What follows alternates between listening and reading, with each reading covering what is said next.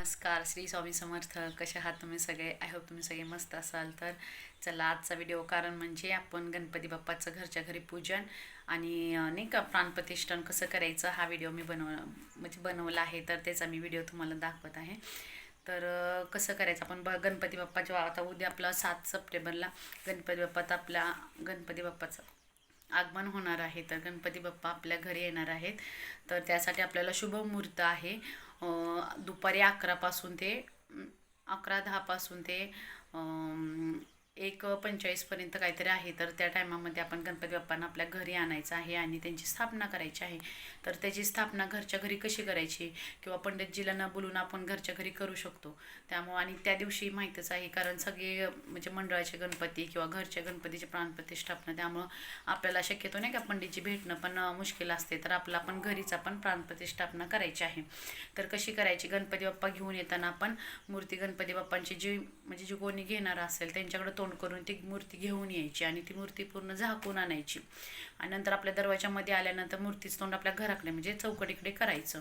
आणि नंतर मग जे घेऊन आलेत आणि जिथून आपण मूर्ती उचलली तर तिथं पण आपण त्या ठिकाणी हळदी कुंकू व्हायचं, अक्षदा व्हायच्या आणि नमस्कार करून नंतर ती मूर्ती घेऊन यायचं घरी.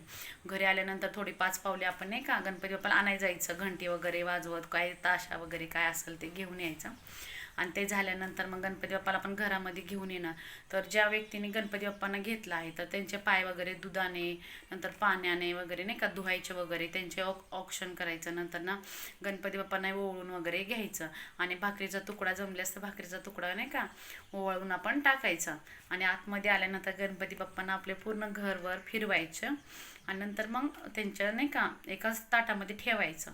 पूर्ण आपली पूजाविधी संपल्याशिवाय नाही का पूजाविधी झाल्यानंतरच आपण तिथं नाही का बसवणार आहोत. तर कसं करायचं? पहिलं ती पूजाविधी करून आलं तर गणपती बाप्पा आपलं घर वगैरे दाखवायचं, कारण गणपती बाप्पा आपल्या घरी 10 दिवस पाहुणे म्हणून येणार आहे. तर पाहुण्यांचं कसं नाही का आलेल्या पाहुण्यांना कसं आपण घर वगैरे दाखवतो तसं दाखवायचं पूर्ण घर वगैरे.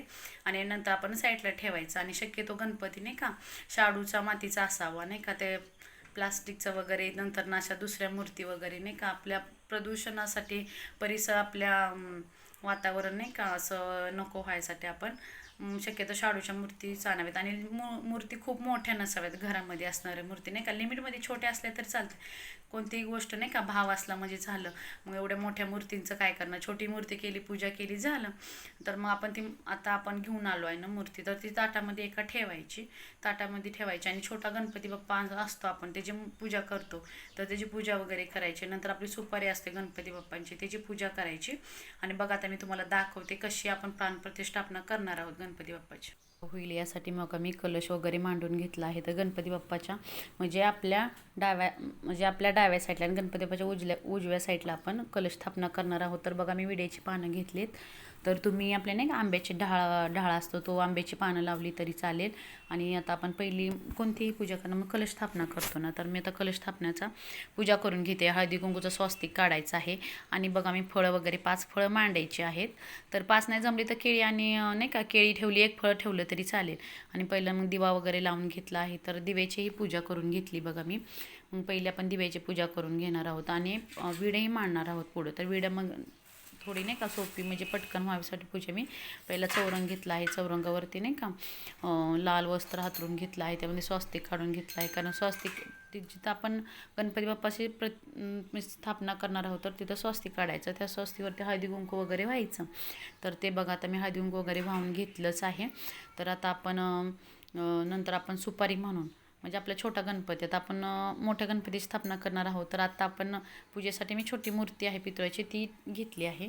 आणि आपण जिथं मी पानाची 2 विडे ठेवली आहेत तिथं सुपारी ठेवणार आहे. त्याचं सुपारीच्या पहिला आपण अभिषेक करून घ्यायचा आहे. तर मी अभिषेक वगैरे करून घेतला आणि आता तिथं सुपारी ठेवली आहे. तर त्याच्यावरती आपण अक्षता टाकून घ्यायच्या, हळदी कुंकू टाकून घ्यायचं. हळदी कुंकू टाकल्यानंतर नाही का त्याला आपण वस्त्र अलंकार नंतर फूल वाहून घ्यायचं आहे. तर ते सगळ्या म्हणजे पूजा करताना आपण ओम गण गणपते नमः वक्रतुंड महाकाय सूर्यकोटी समप्रभ तुम्हाला जर कुठला येत असेल गणपतीचा तरी म्हणू शकता. पण आपण पूर्ण पूजा करताना नाही का आपण गणपती बाप्पाचं म्हणजे मंत्र म्हणणारच आहोत. मंत्र स्तोत्र नाही का म्हणतच आपण गणपती बाप्पाची पूजा करायची. ओम गण गणपतये नमः, ओम गण गणपतये नमः. आणि बघा आता ते सुपारीचे आपण जे गणपती बाप्पा छोट्याची पूजा केली आहे तर त्याला मी वस्त्र अलंकार वगैरे नाही का वाहिले आहे. आणि आता इथं बघा आपण मेन गणपती बाप्पा जी आपली मूर्ती असते जी आपण आणलेली आहे बाहेरून, ती मूर्ती आपण तिथं स्थापना करायची. आणि ती कशी आहे मूर्तीवरती आपण पाण्यानं अभिषेक करू शकत नाही तर फुलाने आपण ते पाणी शिंपडून वगैरे घ्यायचं आणि ते फुल गणपती बाप्पाच्या पायापाशी ठेवायचं. पायापाशी म्हणजे गणपती बाप्पाला व्हायचं ते फुल. नंतर ना त्याला अष्टगंध वगैरे ते लावून घ्यायचं. आणि नंतर आपण नैवेद्य म्हणून खोबरं वय नाही का गूळ आणि खोबऱ्याचा नैवेद्य दाखवणार आहोत. आणि संध्याकाळी आपण म्हणजे आता गणपती बाप्पा बसल्यानंतर मोदक तर बनवणार तर मोदकाचाही नैवेद्य आपण दाखवायचा. आणि हे करण्याच्या आधी आपण आचमन करून घ्यायचं. म्हणजे जे गणपती बाप्पा म्हणजे जी बसणार आहे पूजेला जे बसणार त्यांनी आचमन करून घ्यायचं. पहिलं पाणी डाव्या हातातून उजव्या हातामध्ये घ्यायचं आणि आपण ते 3 वेळा प्यायचं. ओम माधवाय नमः, ओम केशवाय नमः, ओम गोविंदाय नमः. आणि ते पाणी पिऊन आपण नंतर नाही का नंतर मग पूजा करायची. मग गणपती बाप्पाचं वगैरे ते झाल्यानंतर मी हे बघा आता वटीचं ठेवते. म्हणजे तुमच्या इकडं कशी पद्धत असेल त्या पद्धतीनं ठेवा. आमच्या इकडं दोन पानांचे विडे नाही का 2 विडे ठेवून त्याच्यामध्ये 5 वटीचे सामान ठेवतं तर तसे मी ठेवत आहे. तर अशा प्रकारे तुम्ही प्राणप्रतिष्ठापना करू शकता. आणि आपण घरच्या घरी आणि सोप्या पद्धतीनं किती 15-20 मिनटामध्ये नाही का पूजाविधी वगैरे होतो. तर तुम्ही ह्या सगळ्या गोष्टी टायमिंगमध्येच करा. म्हणजे आता आपला टाईम आहे 11:15 ते 1:45 म्हणजे 1:45 म्हणजे 1:45 तर तुम्ही करू शकता. ह्या टायमिंगमध्ये करा. आणि तसं तर मुहूर्तापेक्षाही पूर्ण आज तो उद्याचा दिवस पूर्ण शुभच असतो. त्या दिवशी पूर्ण दिवसामध्ये कधीही तुम्ही करू शकता. कारण ज्यांना ज्या वेळेमध्ये नाही जमलं तर ते लोकांनी नाही का दिवसभरही केलं तरी चालेल. पण जमलंच तर ह्या मुहूर्तामध्ये तुम्ही करू शकता. तर ह्या सगळ्या गोष्टी केल्यानंतर आपण मनभावे पूजा करायची. घरातल्या सगळे नाही का पूजेला वगैरे बसा, पूजा वगैरे करा. नंतर आरती वगैरे गणपती बाप्पाची करा. आणि गणपती बाप्पांना प्रिय असणारं लाल फूल नाही का जास्वंदीचं फूल आणा. कोणतेही तुम्हाला जसं जमल तसे फूल आणा. तर मी छोटंसं फूल आणलं आहे लाल. आणि ते केल्यानंतर प्रसाद वगैरे दाखवायचा. नंतर हा प्रसाद वगैरे दाखवून झाल्यानंतर धूप दीप नाही का असं दाखवायचं वगैरे. आणि आता ही सगळी पूजा झाली आपली. अजून आपली मूर्ती जी असणार आहे ती फक्त मूर्तीच असणार आहे. त्याच्यामध्ये प्राण आणायचं आहे. तर आपण ते प्राण आणण्यासाठी काय करायचं आहे तर गणपती बाप्पांना नाही का तुम्ही आमच्या घरी आलात, तुम्ही आमच्या घरी आलात आता बसला आहात तर तुमच्यामध्ये प्राण येऊ द्या म्हणून आपण काय करायचं आहे गणपती बाप्पांना आवडणारी दुर्वाची जोडी असते तर ते दुर्वाची जोडी घ्यायची आहे आणि ती थोडी तुपामध्ये भिजवून. आता बघा मी तेही नाही का कृती केली आहे. थोडा व्हिडिओ नाही का इथून मी बसलेली ते दिसतच नाही आहे व्यवस्थित तर थोडं ॲडजस्ट केलं आहे मी. तर सॉरी आता व्यवस्थित दिसेल तसं नाही का. तर आपण ती दुर्वाची जुडी घ्यायची आहे. आणि गणपती बाप्पांना नाही का तुम्ही म्हणसाल आता 11 दिवस तर 11 दिवस ती फळं वगैरे पण नंतर प्रसादात जेव्हा आरती होईल तेव्हा ती फळं नाही का प्रसाद म्हणून वाटा आणि दुसरी ताजी फळं तुम्ही गणपती बाप्पापाशी ठेवा. पाण्याचे विडे पण खराब झाले तर दुसरेही मांडू शकता. असं नाही की आत्ता ती मांडले नंतर आपण नाही का चेंज करू शकता असं काही नाही आहे. तर हे सगळं केल्यानंतर आपण आता हे सगळ्या पूजाविधी नाही का माहीत असलं तर नाही का खूपच छान. आणि सगळ्या आरत्या वगैरे मन भावे करा. आणि कोणतेही मंत्र वगैरे म्हणताना चुकीच्या पद्धतीने म्हणू नका. तर आता गणपती बाप्पामध्ये आपण प्राण आणूया.